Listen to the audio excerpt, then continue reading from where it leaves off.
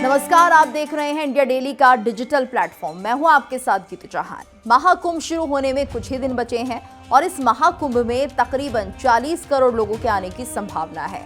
वहीं कहा यह भी जा रहा है कि महाकुंभ से राज्य की अर्थव्यवस्था में 2 लाख करोड़ रुपए तक का इंक्रीमेंट हो सकता है। सीएम योगी ने महाकुंभ को एक विशाल आध्यात्मिक और सांस्कृतिक आयोजन बताते हुए कहा कि ये न केवल धार्मिक समागम है बल्कि एक मजबूत आर्थिक और सामाजिक इंजन के रूप में भी काम करेगा। तो महाकुंभ जैसे विशाल धार्मिक आयोजन से जुड़ी अर्थव्यवस्था पर सीएम योगी ने विस्तार से चर्चा की। उन्होंने कहा कि महाकुंभ 2019 में राज्य की अर्थव्यवस्था में 1.2 लाख करोड़ रुपए का योगदान हुआ था और इस बार 40 करोड़ श्रद्धालुओं के आगमन के साथ आर्थिक योगदान में 2 लाख करोड़ रुपए तक की वृद्धि का अनुमान है। योगी आदित्यनाथ ने स्पष्ट किया कि महाकुंभ न केवल धार्मिक आयोजनों का हिस्सा है बल्कि ये स्थानीय व्यापार, पर्यटन और विभिन्न सेवाओं को भी बढ़ावा देता है। मेला क्षेत्र में आने वाले श्रद्धालुओं के कारण होटल, ट्रांसपोर्ट, खुदरा बिक्री, खाद्य सेवाओं और अन्य व्यवसायों को जबरदस्त बढ़ावा मिलता है। महाकुंभ भारत के सबसे बड़े धार्मिक और सांस्कृतिक आयोजनों में से एक है, जो न केवल आध्यात्मिक महत्व रखता है बल्कि राज्य की अर्थव्यवस्था को भी मजबूत करता है। व्यापारियों, छोटे व्यवसायियों और स्थानीय आबादी के लिए ये एक अत्यधिक लाभकारी अवसर होता है और महाकुंभ के दौरान टूरिज्म इंडस्ट्री को सबसे बड़ा फायदा होगा।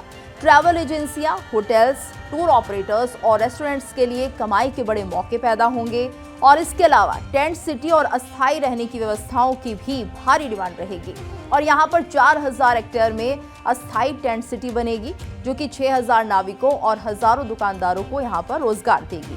तो जानकारों का मानना है कि 2025 में महाकुंभ की मदद से सामाजिक और आर्थिक अवसर पैदा हो रहे हैं जो कि देश की अर्थव्यवस्था के लिए महत्वपूर्ण साबित होंगे। इस मेले के जरिए लोकल आर्टिसंस और छोटे बिजनेसेस को भी अपने प्रोडक्ट्स बेचने के बड़े मौके मिलेंगे। धार्मिक सामान, सोवेनियर्स और लोकल फूड खरीदने के लिए विजिटर्स बड़ी संख्या में खर्च करेंगे।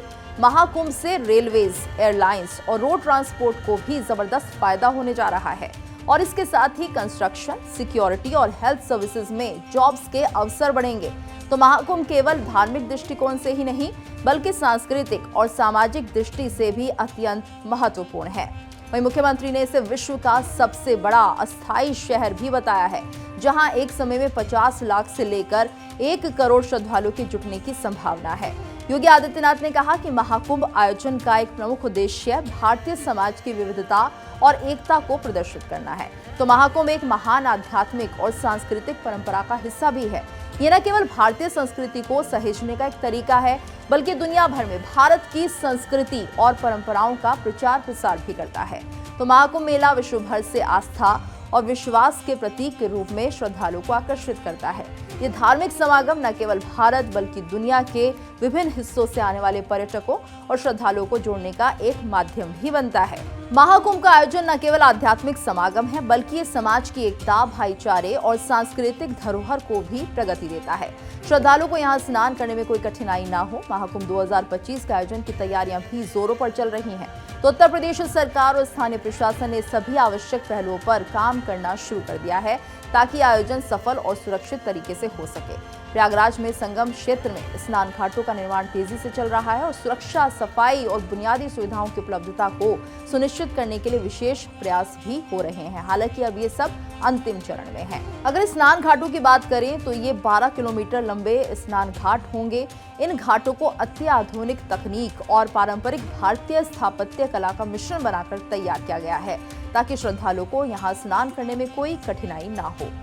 तो इन तमाम तैयारियों के साथ महाकुंभ का आगाज होने जा रहा है। आप इस खबर को लेकर क्या राय रखते हैं, हमें जरूर बताएं।